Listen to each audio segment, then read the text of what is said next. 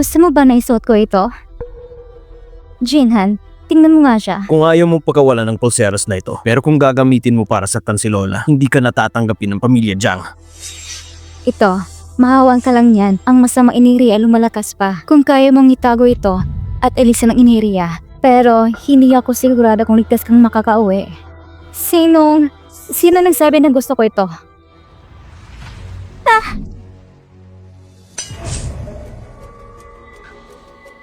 Maraming abo na enerhiyang nawala.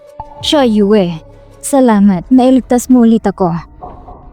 Miss Lin, naligtas mo na naman ulit si Lola. Ang aming pamilya Jiang ay may utang na loob sa'yo. Kung ganito ang sitwasyon, talaga namang nalulugi siya sa huli.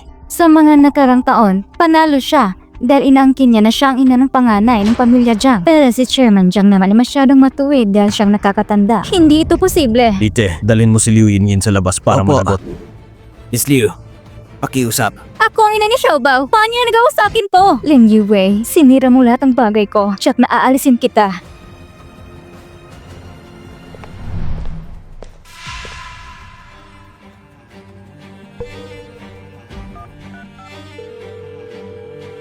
Tatapusin ko si Lin Yue.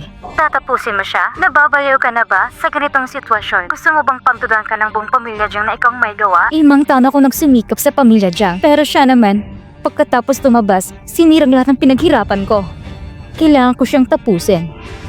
Sa susunod na buwan, may isang espesyal na araw ayon sa lunar calendar. Sa araw na yun, mas epektibo ang gagawin natin. Si Lin Yue, madaling mahuhuli. Magtiis ka muna, huwag sira ng plano ko. Kung hindi dahil sa'yo na isang inutil na hindi naayos ng maayos na nangyari 5 taon na nakaraan. Kung hindi kita tinulungan, kaya mo bang ang gawin ng pwesto? Yung 5 taong masayang buhay? Kung kaya mo, umasa ka sa sarili mo. Nagmamandali lang din ako noon. Sige na, bibigyan ko siya ng aral. Ikaw nagsabi niyan. Miss Liu, bakit ka bumalik ng maaga? Tapos na bang selebrasyon ng karon matandang ginang? Ang ginagawa ko, hindi daw pinanghihina ng loob isang mababang tao. Anong klaseng taong to? Ikaw, totoo bang iniisip mo na ikaw may-ari ng pamilya Jiang? Xiaobao, ang iginuhit mo sa akin, magkahawig talaga. Ang galing mo, ang astig mo. Xia Yue, sa panahong ito, manatili ka na sa Jiang. Turuan mo si Xiaobao na ilang pangprotekta sa sarili. Sige. Hindi pwede. Hindi siya pwedeng manirahan dito. Hindi ako sang-ayon. Umalis ka na. Bitawan mo ako. Lasing ka. Ayaw kong makipagtalo sa'yo. Malinaw ang isip ko. Ikaw na babae ka. Umalis ka na sa Jiang. Mama, wag mo siyang saktan. Umalis ka na. Liu Yinyin, nung selebrasyon ng kaarawan, hindi pa kita napagsabihan. Napagsabihan? Kinastos ko lahat ng ipon ko para bumili ng jet para kay Lola. Sinira niya ng walang awa at pilayas pa ako sa party. Ngayon, gusto mo akong pagalitan? Wala ka bang puso? Liu Yinyin, ano ba yung ugali mo? Ano pa bang dapat ang ugali ko? Gusto mo ba akong parang aso na suklian kayo? Ha? Ako?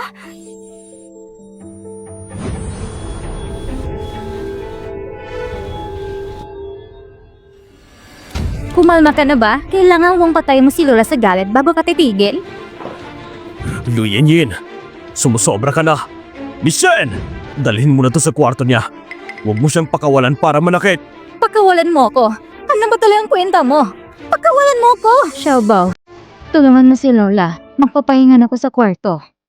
Jianhan, dalhin mo si Xiao Yue. Dalhin mo siya sa kwarto niya.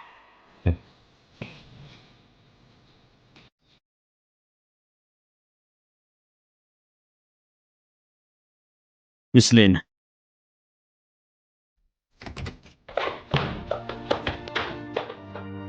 Pasensya na, Miss Liu. Itong utos ni Boss Jiang. Sabi niya, ang taong malit na may kapangyarihan, paglabas ko, una kitang papatasikin! Kung hindi maaalis si Lin Yue, hindi siya pwedeng maniran sa Jiang. Kung hindi, ang pagkatao ni Xiaobao at ang liyong na isang gabing kwento 5 taon na nakalipas ay malalantad. Miss Lin, ito ang kwarto mo. Magpahinga ka na. Salamat.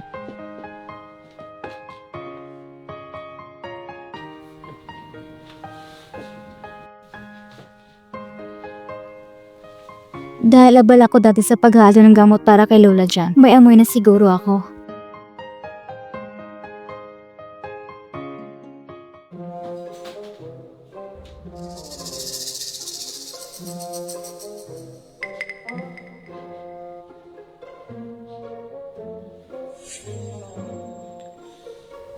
Paano itong gagamitin? Alam ko na.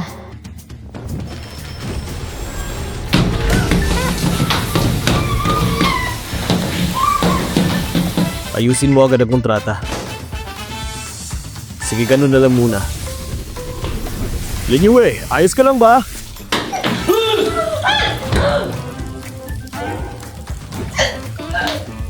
Ikaw! Naku po, pasensya na. Hindi ko sinasadya.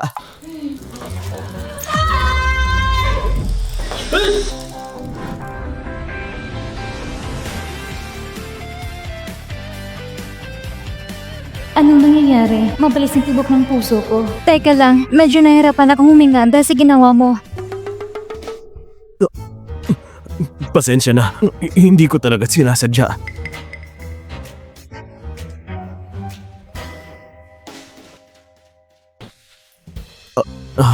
Isuot mo muna ang damit ko. Huwag ka lang mahiya. Ipapagawa ko na lang to sa mga katulong para malinis. Dadalhin kita sa ibang kwarto.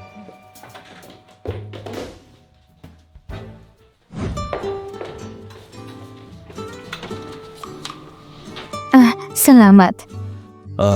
Ito ang kwarto mo. Magpahinga ka ng maayos. Nasa kabilang kwarto lang ako. Kung may kailangan ka, kumatok ka na lang.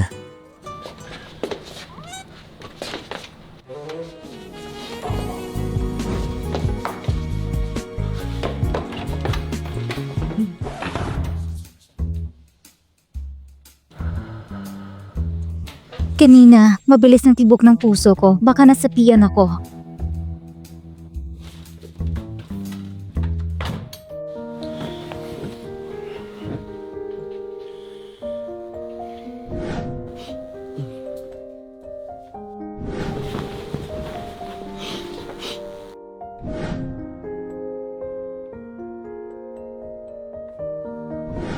Mukhang hindi ako makakatulog ngayong gabi.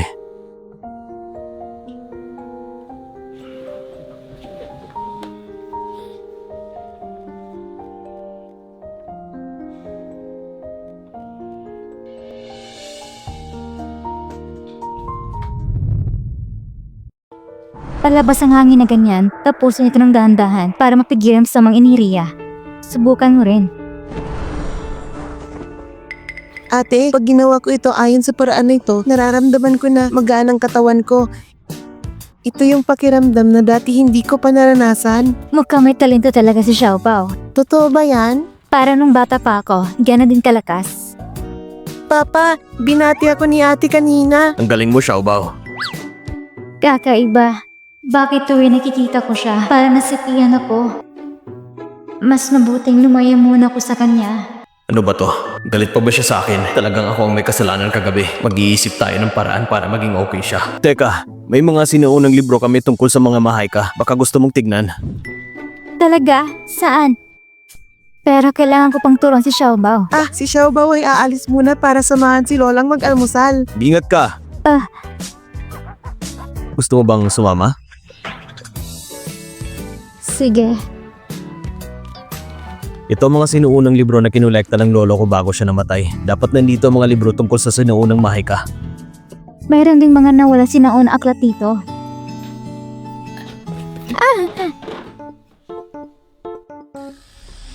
Mag-ingat ka! Ay!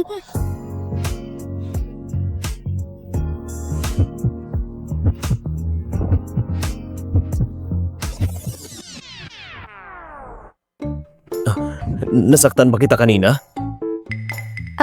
Hindi naman. Napasobra mo lang lapit sa akin. Hayaan mo na lang yon. Muling lumitang demonyo sa puso. Gusto niya akong mapasapian.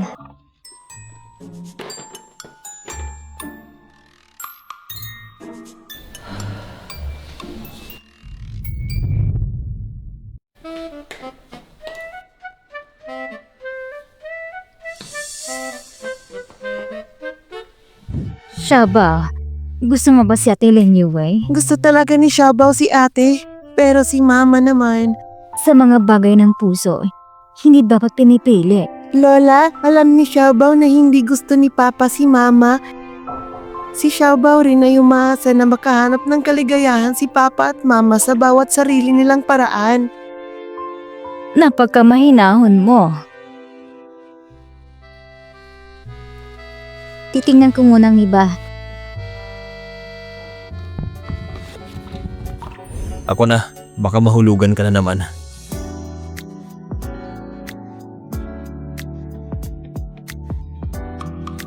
Kung ganito, muli akong mapapasapian. Anong nangyari? Sige!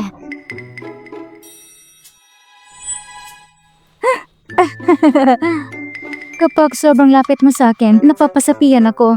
Tumitubok ang puso ko. Hindi ka sinasapian. Ito'y... Hello? Sige, pupunta na ako dyan.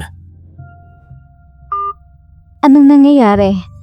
Sa mga problemang ito, baka makakatulong siya sa akin. Hindi mo ako pinayagang hawakan ng lupa sa timog ng bahagi, hindi ba? Anong nangyayari doon? Doon dati may isang gamit na ospital na pinag-uusapang gibain. Ang mga kapitbahay doon ay nasapian at nangangagat sa lahat. At yung mga nakagat, nasasapian din. Parang sa mga pelikula ng zombie. May kaguluhan doon ngayon. Sinasabing ang Jiang Group ang nagiba ng ospital, kaya nasakal ang mga espiritu. Sama-sama tayong pumunta at tingnan.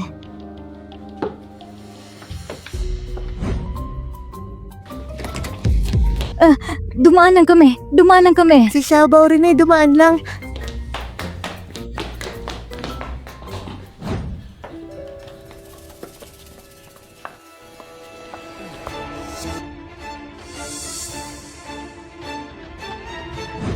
Gusto kong makita kung saan kayo pupunta. Tingnan nyo! Si President Jiang! Silang may kasalanan ng mga tao ng Jiang Group. Silang nagiba ng ospital. Kami mga ordinaryong tao na apektuhan. President Jiang, ano yung sagot sa nangyari? Dati raw ang ospital na iyon ay isang libingan ng mga patay na walang pahintulot. Kaya pala, hindi ko pa nakita noon ng ganitong kalakas ng samang iniriya at sama ng loob ng pagtipon-tipon. Maging kalmado po tayo. Sa mga bagay na ito, gagawin ng Jiang Group ng lahat upang maayos ito. Kami magbibigay ng isang sagot na makakatubon sa inyong lahat. President Jiang, sa wakas ay dumating na kayo. Kumusta ang loob? Kinulong na ng mga pulisya ang mga nasapian na residente sa Busali. Hindi na sila makakalabas. Pumasok tayo at tignan.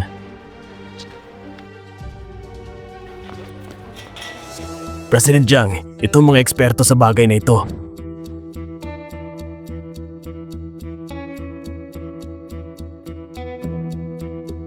Ito, sino ang dalagang ito? Siya si Lin Yue, inanyayahan ko siyang tumulong. Ano naman ang alam ng isang dalaga? Walang kwenta lang siya. Pampaloko lang yan sa tagalabas. Walang kapangyarihan. Nakatulong siya kay Master Wu. Ang kanyang kakayahan ay hindi basta-basta. Master Wu? Yung nilalabanan ng masamang enerhiya na tao? Half-baked lang siya. Malapit na mabigo. Hindi ito malayo mangyari. Oo nga, Mr. Jiang. Huwag ka magpaniwala sa babaeng ito. Hindi kaya may relasyon siya kay Master Wu? Tulungan natin siyang makilala. Ganun ba? Ano kung ganon? Baliw! Mr. Jiang, umalis ka. Hindi ka nararapat dito. Jiang Jinhan, akala ko isa kang matinong malaking boss. Hindi ko inakala na ganito ka lang pala. Maniniwala ka pa sa isang babaeng walang kapangyarihan? Maghihinayang ka! Hindi ko inaakala na mayroon ka palang ganong klaseng tapang. Nagbayad ako ng malaki para tulungan niyo kami. Hindi para mapagchismisan. Mr. Jiang, kami nagkamali. Pamanhin po. Walang dahilan para pahirapan ang batang babae. Dapat tayong magkaisa dito. Wala na kayo sasabihin, tayo mga eksperto dito. Bakit hindi natin subukan na bawat isa ay gumawa ng paraan para iligtas ang mga nasapian doon? Sinong hindi tapat? Baka may mandaraya. Pwede kayong magkasama. Pumasok na tayo. Babae, ang sinabi mo ay sobra namang mayabang. Bakit hindi tayo magpustahan? Kung sinang unang makaligtas ay siyang may karapatan na utusang iba sa loob ng isang taon. Hindi lang yon. Kailangan mo humingi ng tawad na nagkaluhod at tanggapin na ikaw isang mandaraya. Sige, kung kayo rin matatalo, kayo rin kailangang humingi ng tao na nakaluhod. At sa industriya ay aminin niyo na kayo ay walang kwenta. Sige, napag-usapan na natin yan. Kung ganun, ako at si Mr. Jiang ang magiging saksi. Pumasok na kayo!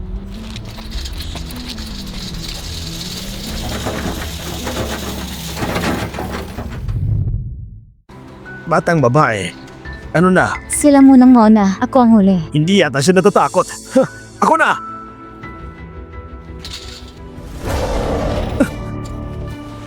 Dakilang matanda, mabilis na kautusan. Halimaw, sumuko ka na! Mas malala pa ang sitwasyon dito kaysa sa inaasahan ko. Ako na! Banal na Diyos, palayasin mo na ang satanas na demonyo. Ilagtas mo ang iyong mga anak. Amen. Oo, Diyos ko po!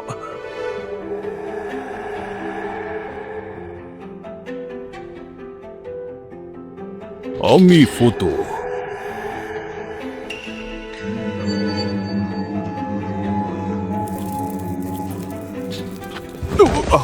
Isang grupo ng mga inutil! Panoorin niyo ako!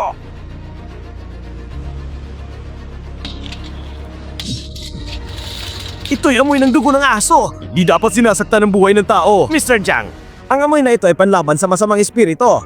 Hindi ba iwasang may masaktan? Hindi ito dahilan para saktan mo siya. Ito isang professional na bagay. Mr. Jiang, mas mabuti pang huwag kang makialam. Malinaw na ang sitwasyon ngayon. Panalo na ako. Panahon na para sa dalagang ito na tuparin ang gustahan.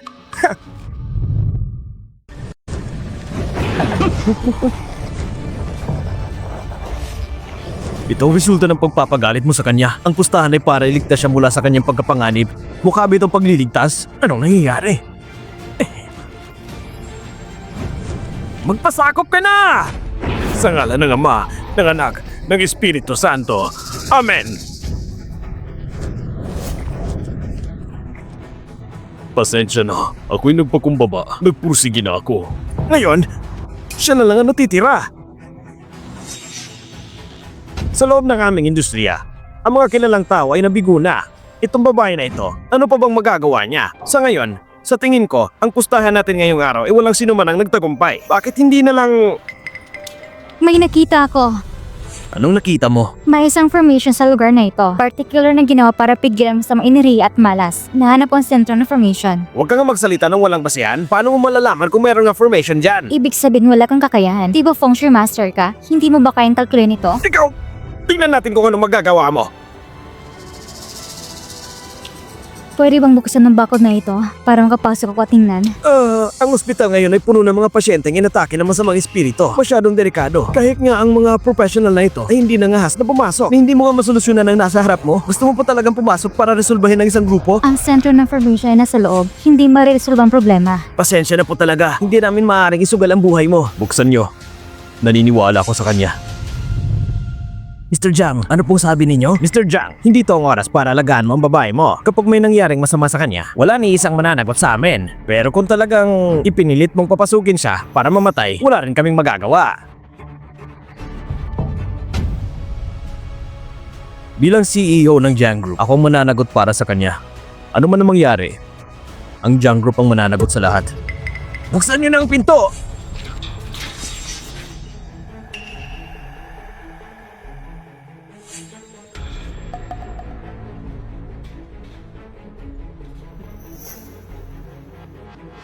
Lin Yue, hindi ko alam kung ang desisyon na ito ay makakapahamak sa'yo, pero naniniwala ako sa'yo. Mister, ano ang sitwasyon sa loob? Huwag mo nang itanong. Ang CEO ng Jiang ay mas piniling maniwala sa isang batang babae kaysa sa akin. Sa totoo lang, marunong ng kaunting mga lihis na pamaraan batang iyon. Mukhang nabigla na si Ginoong Jiang. Sabi ko na nga ba, ang tanyag ni Mr. Jiang ay paikot-ikot na lang ngayon sa isang babae.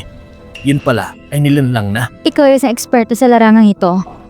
Kung mapagising mo si Ginoong Jiang, ikaw ay magiging malagang tagapagligtas ng Jiang family. May punto ka.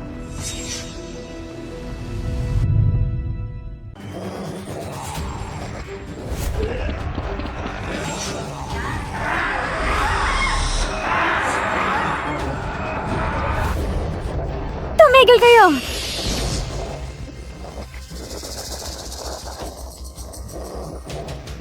Makapangyarilakas ng kalikasan, pangalaga naging kapayapaan.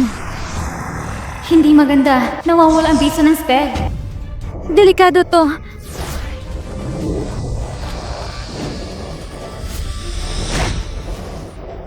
Bakit ka nandito? Delikado dito. Umalis ka na agad. Kung hindi ako dumating, nagkagat ka na sana. Ang buong bagay na ito ay may kinalaman sa buong krisis ng Jang Group.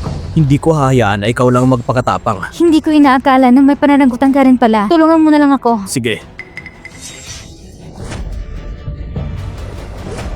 Mag-ingat ka. Bilisan mo. Bilisan mo.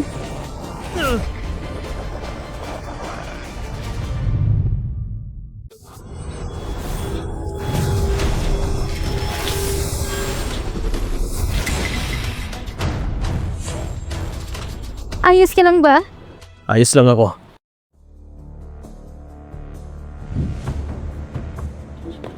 Mag-ingat kayo! Mr. Jiang! Mr. Jiang, ayos ka lang ba? Ayos lang. Hindi pa ako namamatay. Ay, Lahat ng ito, ikaw may gawa. lumabas na lang muna tayo. Saka na tayo mag-usap. Ang mga kabataan ngayon, hindi gaano marunong, pero puro pagpapasikat lang ang alam. Ngayon pati si Mr. Jiang at iba pa ay nadamay. Kawawa naman si Mr. Jiang. Maagang mamamaalam. Ami Chufo, naway pagpalain sila ng Diyos sa susunod na buhay at maging ligtas. Maagang namamaalam? Ako bang tinutukoy ninyo? Imposible! Mr. Jiang, ayos ka lang pala. Buti naman. Kasalanan ng babaeng yan. Mas gusto pang magpasikat. Kailangan mo siyang parusahan. Tama. Mga kabataan ngayon, masyadong pasaway. Talagang nakakainis. Ang mga walang silbing tulad niya, dapat isakripisyo para sa mga residente. Buti na lang at may malasakit si Mr. Jiang. Nung kailangang iligtas sa mga tao, wala naman kayong ginawa. Pero napakabilis niyong manghusga ng tao. Nag-aalala lang kami sa iyong kaligtasan. Masyadong delikado sa loob. Kayo yung mga eksperto na binibigyan ng malaking sahod ng Jiang Group. Kung nasa panganib ang boss ninyo, dapat lang handa kayong magsakripisyo. Tumatanggap kayo ng pera pero walang ginagawa. Mr. Jiang, hindi po ito ganon. Sa loob ng ospital, ang mga nasaniban na residente ay kailangan lapitan ng dahan-dahan. Dahan-dahan ba talaga? Ang hindi nyo nagawa ay nagawa ni Miss Lin. Ano? Imposible! Mr. Jiang, huwag kayong magpapaloko sa kanya! Lahat ng tao sa loob, nailigtas ko na. Kung ayaw niyong maniwala, pwede niyo namang tingnan. Siguro naman, paano nito para ang pustahan natin? Hindi mo sana sila lahat mailigtas kung hindi lang dahil sa amin at sa aming lahat. Tama! Bawat isa sa amin ay may ambag. Ikaw ang huling pumasok. Baka naman ninakaw mo lahat ng estilo namin. Ganun ba? Tama! Ibig sabihin, ayaw niyo nang tuparin ang usapan? Ngayon, kami ba'y luluhod sa isang batang babae at hihingi ng tawad? Pag kumalat ito, sa hinaharap, paano pa tayo makikilala sa industriyang ito? Walang tiwala. Walang paninindigan. Iya, ang tumaya sa iyo ay si Master Jia. Hindi kami ang tumaya. Tama, hindi kami nakipagpustahan. Anong ibig niyong sabihin? Matandang pare, kung pwede lang palampasin, palampasin mo na. Sinasabi ko lang, dahil sa inyo, mga walang paninindigan, sa susunod, hindi rin kayo makakakuha ng respeto. Huwag mo na silang patulan. Gusto na nilang umiwas sa pustahan. Walang problema. Sabihin na lang nating tabla. Walang nagbali ng usapan. Hindi ba? Di ba?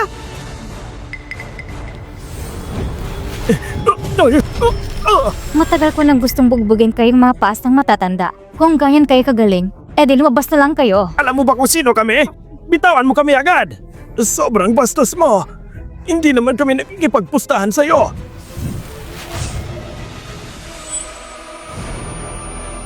Linyo anong nangyayari sa'yo?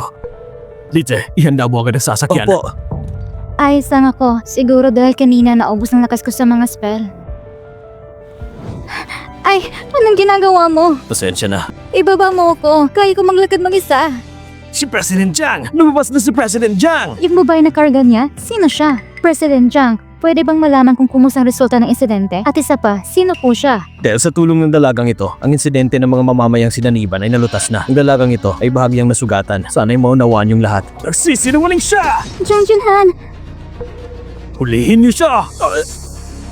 Itawan mo ako! President Jiang, niligtas lang kita! Ginagayuma ka ng babaeng demonyo na yan! Hindi mo ipagtatanggol ang buhay niya! Delikado siya para sa'yo! Bakit parang nabaliw ka? Sinaniban ka rin ba? Kalokohan! Si President Jiang yan! Huwag mong balaktutin ang katotohanan! Napakaraming eksperto dito sa lugar. Bakit siya pang napili? Ibig mong sabihin na naakit lang si President Jiang? Siyempre, kung hindi siya ginayuma, Paano si President Jiang ay handang ibuwis ang kanyang buhay para sa babaeng hindi pa niya nakilala na 2 buwan? Walang kwentang paninira! Walang kwentang paninira! President Jiang, may lakas loob ba kayong hayaan akong suriin kayo? Paano kung tumanggi ako? Pasensya na kung ganun. President Jiang, kayo po'y nagayuma na. Hindi na malinaw ang isipan ninyo. Kapag nabasag ko na ang sumpa, magpapasalamat kayo sa akin.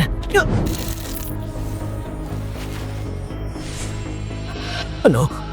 Paano ito nangyari? Napakahusay ng mahika ng demonyong babaeng ito. Mukhang wala na akong pagpipilian. President Jiang, patawarin niyo ako!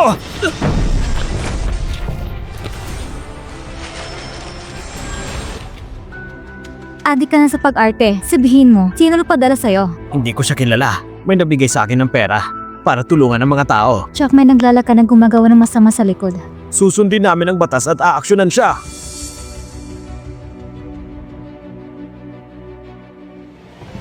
Linyo eh! Tara, dalhin natin siya sa ospital. Opo. Sandali lang. Ang tapang mo pala. Nakakatulog ka pa dito. Uwi na tayo. Mr. Jiang, ang tinamaan mong saksak sa likod. Tawagin ng doktor sa bahay. Sige po.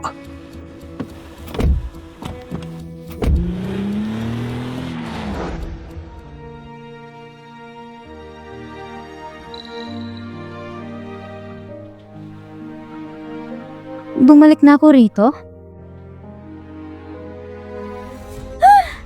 Naku, si Jiang Jianhan ay may saksa pa rin. Di ko alam kung kumusta na siya.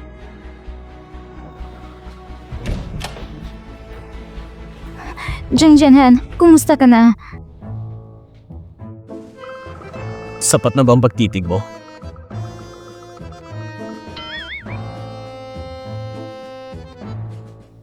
Mukhang nahihirapan ka, kaya may akong tumulong. Sapagkat dahil sa akin, nasaktan ka, kailangan kitang alagaan. Alagaan? Salamat sa pag-aabala. Makinis ang balat mo, ayaw kong magkaroon ng peklat.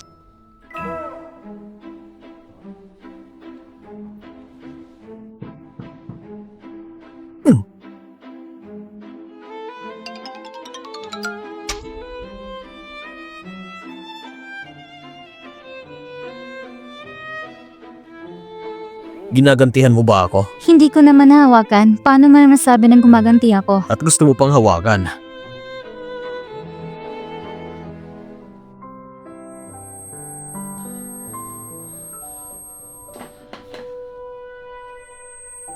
Parang nawawala ka na sa sarili mo. Ano bang nangyari sa'yo? Ang totoo, hindi lang tibok ng pusong naramdaman ko ngayon, masakit din. Pero walang problema, dandan akong gagaling. Sobrang tindi nito ngayon. Nabigyan ko siya ng sakit.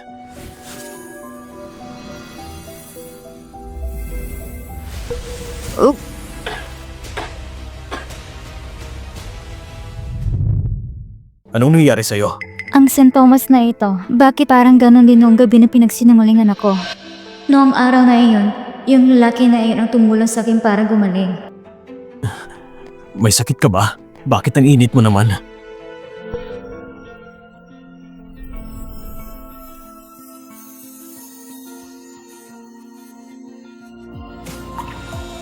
Ano ba to?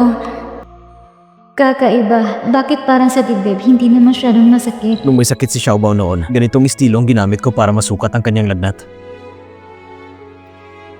Huwag kang gumalaw. Para mas komportable ako ng ganito. Iyakapin mo siya. Nararamdaman ko ang spiritual na lakas sa katawan ay gumagaling. Ayos na ba?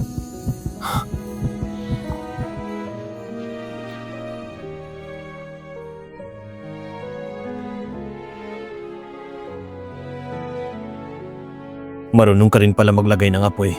Nakakainis. Halos mapatay si Lin Wei. Si Jiang ay nagbuhos ng sarili para protektahan siya.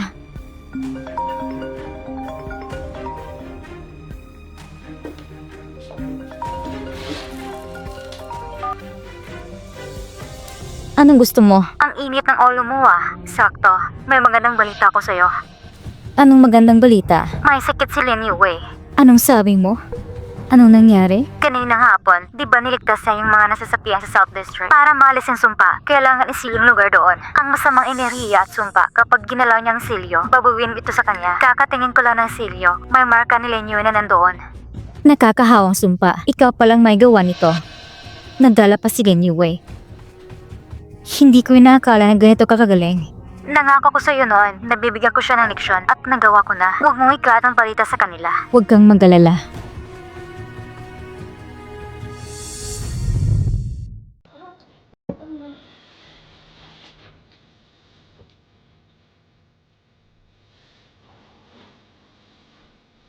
Kahapon, nakatulog ko sa kwarto ni Jiang Jianghang na hindi ko namamalayan. Nakaka-intriga. Ang espiritu na naka-recover ng bahagya.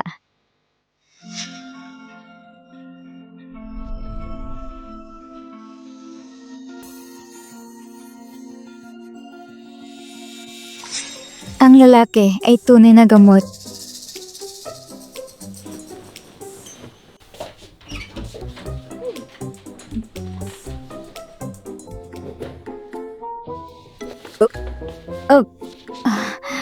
Magandang umaga. Dahan-dahan lang.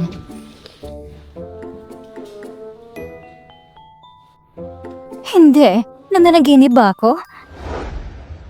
Matandang ginang. Kanina lang, si Lenny Wei ay tumakbo palabas ng kwarto ni Mr. Jiang. Lumabas siya. Ay. Ang apo ko na parang bato na matigas. Sa wakas nagising ka na. Ikaw ang palaging nanggagalit sa akin. Magandang umaga, Lola. Xiaobao, kumusang pahinga mo kagabi? Ayos lang ba? Ayos naman. Narinig ko na si ate at si papa ay magkasama. Takot rin ba sa dilim si ate? Huwag ka nang magsalita ng ganyan. Tsak na nahihiya rin si papa na maaga siyang lumabas para magtrabaho. Xiaobao, yan bang tinuturo ni Lola sa'yo? Huwag magsalita habang kumakain. At huwag makialam sa iba. Alam na ni Xiaobao. Hindi mo na kayang itago. Alam na ni Xiaobao ang tungkol dito? Sobrang uha mo ba? Yun. Ako ang nagbigay kay Xiaobao sa pamilyang Jiang kahit walang malaking merito. May pinaghirapan din ako. Ang mga ginawa ni Lenny Wei, ano ba yan?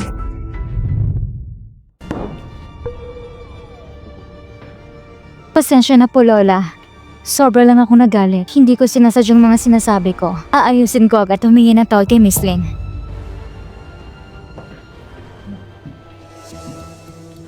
Pasensya na, Miss Lin. Noon akala ko matalino ka, pero hindi pala. Parang mga tusong babae ka lang. Hindi ba magandang relasyon mo kay Xiaobao? Bakit ganoon pa rin? Ang ginagawa mo ay pabawin si Xiaobao. Papasanin ni Xiaobao ang parusa na para sa'yo. Gaano ka ba katapang na abusin si Xiaobao?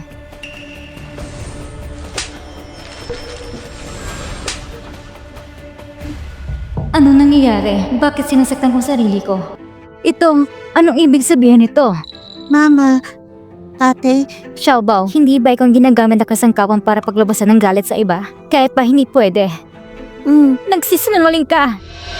Ginagawa mo di mo yung mahikalaban sa akin? Para sa'yo, kailangan pa ba ng mahika? Yan. Simula ngayon, si Xiaobao, hindi mo nang kailangan pangangalagaan. Lola, Xiaobao. Lola!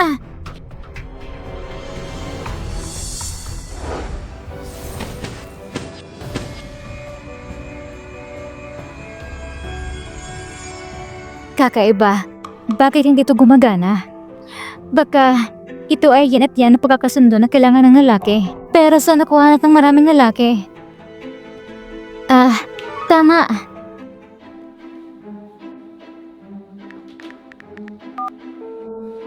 Hoy, senior sister. Ako to. Ano nangyayari?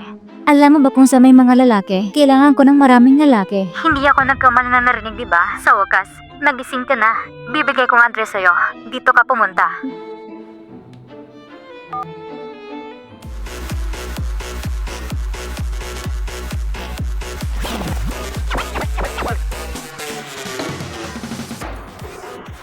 Yung mga lalaking hinahanap mo para sa akin, kailan sila darating?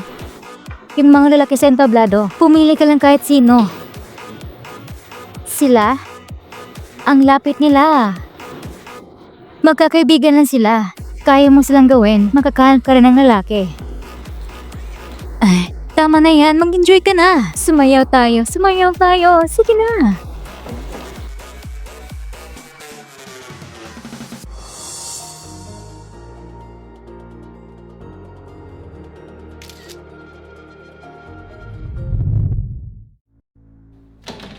Ang matandang babae, seryoso talaga. Hindi talaga niya ko papayag alaga si Xiaobao.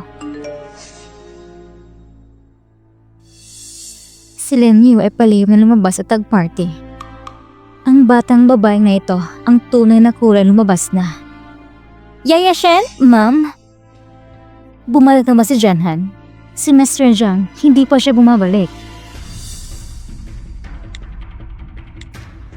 Kung pabalik siya mamaya, sabihin mo sa kanya pumunta sa night bar. Oo.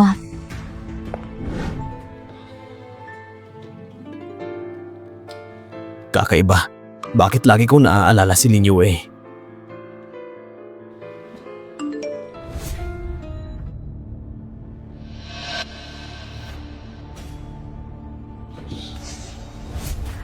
Uy, ganda! Subukan mo uminom.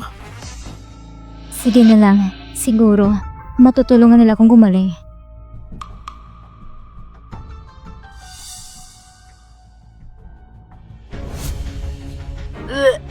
Huwag mo akong hawakan! Ano pang ibig mo sabihin? Anong kaartihan yan? Lumabas tayo, hindi ba para mag-enjoy lang? Lumayo kayo! May mabaho na kayo dito. Go! Ulitin mo! Janhan, dumating ka na. Nandito si Lin Yue. Ito bang dahilan kung bakit mo ko pinadala ng litrato? Ako rin nag-alala na maloko ka. Yung babaeng iyan ay pabago-bago ang loob at hindi tapat ang puso. Alam ko kung anong klaseng babae siya, hindi mo na kailangang sabihin. May sarili naman ako mga mata.